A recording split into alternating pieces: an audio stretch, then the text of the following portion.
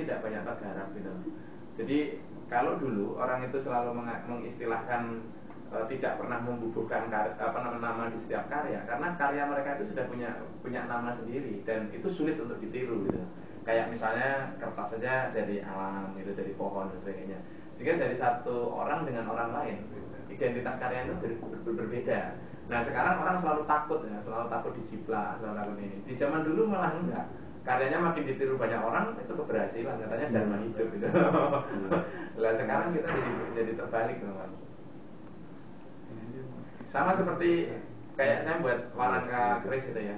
Warangka keris saya satu dengan yang lain pasti seratnya kan berbeda. Walaupun dari kayu yang sama seratnya berbeda. Tadi bikin kertasnya gimana ya Pak? Kalau kertasnya ini bikinnya ini Mas. Jadi pohon saeh itu ada orang mengatakan daluang, ada mengatakan galigo, ada yang mengatakan linjo lanang ya. Itu sebenarnya dari jenis pohon saeh. Nah pohon saeh itu biasanya ditanam dalam umur 1 tahun.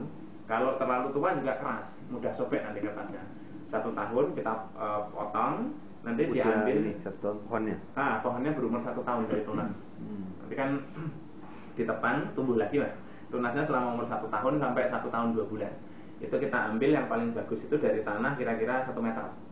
Kemudian kita buang kulit yang paling luar, kita ambil kulit arinya, direndam selama 1 malam. Setelah direndam 1 malam, kemudian air biasa aja, air. Gimana? Rendamnya air biasa.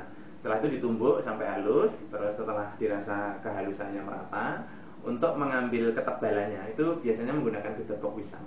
Kita gedebok pisang yang sudah kita haluskan dulu Mas, kita ambil yang kulit agak dalam ya, benar-benar sudah halus itu, kemudian diratakan dengan tangan gitu.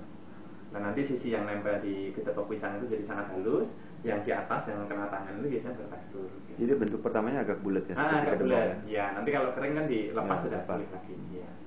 Dan gedebok pisang itu tujuannya ya Mas, yang pertama dia mencari permukaan yang halus. Kalau memang mau ditulis ya pakai tulisan tangan dan sebagainya lebih halus. Yang kedua itu daya seratnya kan lamban, sehingga proses pengeringannya juga tidak terlalu cepat. Berapa lama keringnya? Biasanya sekitar 3 jam.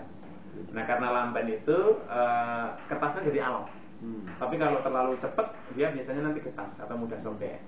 Terus selain itu untuk membentuk kelebaran. Jadi kalau gedebok pisang itu kan relatif datar dan sebagainya, permukaannya itu kan halus ya. Jadi kalau kita taruh itu dalam ukuran yang agak lebar sekalipun itu tidak ngaruh. Kalau di papan biasanya nanti ada yang lekat, ada yang enggak gitu. Terus juga memilih gedebok pisang agar kertas ini juga tidak lengket. Kalau ditaruh di kayu atau kain dia lengket. Nah kalau gedebok pisang dia tidak lengket.